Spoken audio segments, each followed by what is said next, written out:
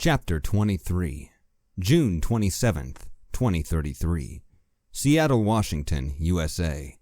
First floor, Illini Building, negative 61 degrees Fahrenheit, 2225 hours. I lowered myself into the elevator shaft.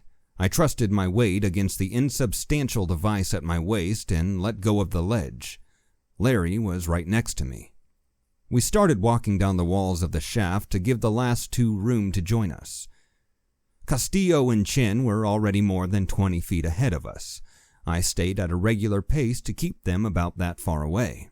I figured they knew how to pace themselves to prevent fatigue.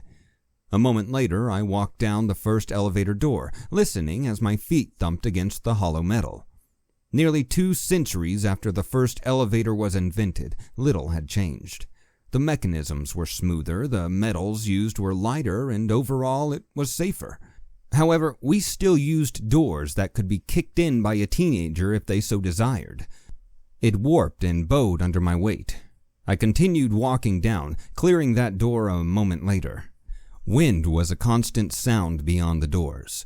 I remembered someone mentioning the parking garage was trashed by the storms. I thought it strange the wind was so audible, especially after the storms had ended. "Hey, Castillo, you hear anything?"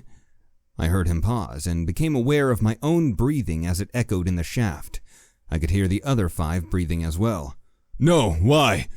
Castillo began. Then a roar erupted from a floor farther below me.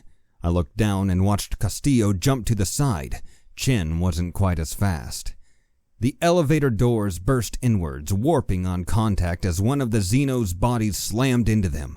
The door clipped Chen, throwing him into a wall of the shaft. He slumped. Both doors rattled down the shaft, even as the creature swung an arm and grabbed onto Chen. Castillo started shouting, his rifle already in his hand as he tried to get a shot. The distinct sound of Chen's belay breaking would stay with me for the rest of my life. Just a metallic pop.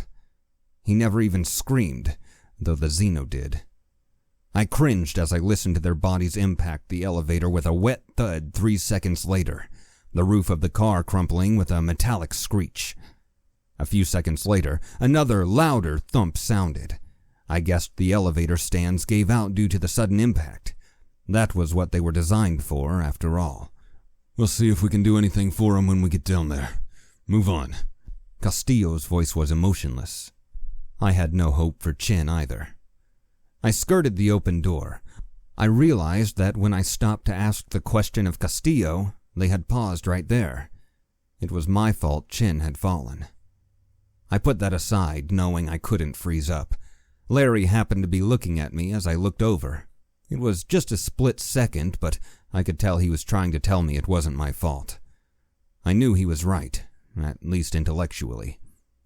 The rest of the descent was quiet. About 30 feet after the last elevator door, the cement transitioned to rock. It took another 3 minutes to get to the bottom of the shaft. It was a grisly scene. The roof of the elevator had caved in, thankfully hiding most of the 2 bodies from sight. Ichor glistened wetly on the smooth rock walls. It had swirling patterns, though I suspected that meant it was not just ichor I was seeing. One boot was still sticking out of the top, along with part of the tail of the creature. Castillo crouched on the roof of the car, still clipped onto the line. He checked the boot, but didn't try any further. I understood what that meant as I lowered myself onto the car as well. I let him have as much space as I could while I set to work with Larry to pry the doors open. It took a few tries to get enough grip on the doors with my gloves. Once I had a firm hold, I hauled back to allow Larry to grab on as well. Chen had the crowbar in his pocket when he fell. Once he had enough of an opening, Velasquez handed down another spreader bar. I placed it at the top of the doors since the bottom was inaccessible anyway. The frame extended about 2 feet beyond the top of the crushed car. It would be a tight squeeze for any of us. Larry was definitely going to struggle a bit getting through. I could see him contemplate staying behind, but the company wasn't exactly good for conversation. I squeezed through first, followed by Larry. Then Thompson and Velasquez came through. Velasquez stood at the door, quietly talking to Castillo. That went on for a minute, then Velasquez stepped back.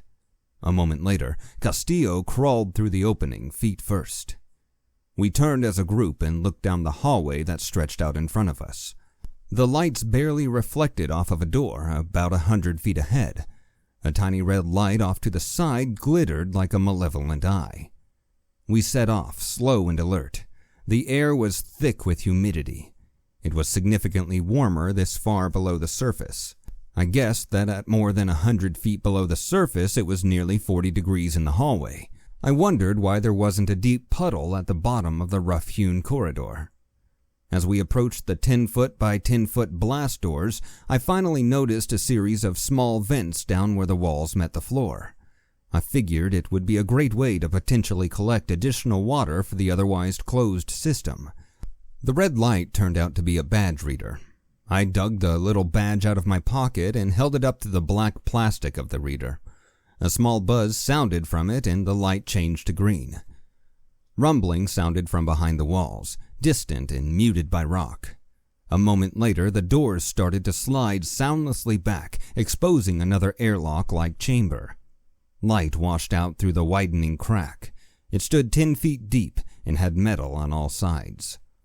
3 lights adorned the ceiling. The middle one was burned out. The similarities ended there, however. Where there had once been a set of inner doors now stood scarred and scorched metal. It was peeled down at the top, curled in toward us from the force of whatever had happened. The massive blast doors began to close and the rest of the team stepped in with me. There was a badge reader inside, but there was no red light. I tried the reader anyway, but nothing happened. I put the badge inside my pocket. I looked up at the tiny gap. None of the others would fit in their combat gear. Larry would never fit. Well, what now? They all looked with me at the gap at the top of the door. I had a sinking feeling in my gut.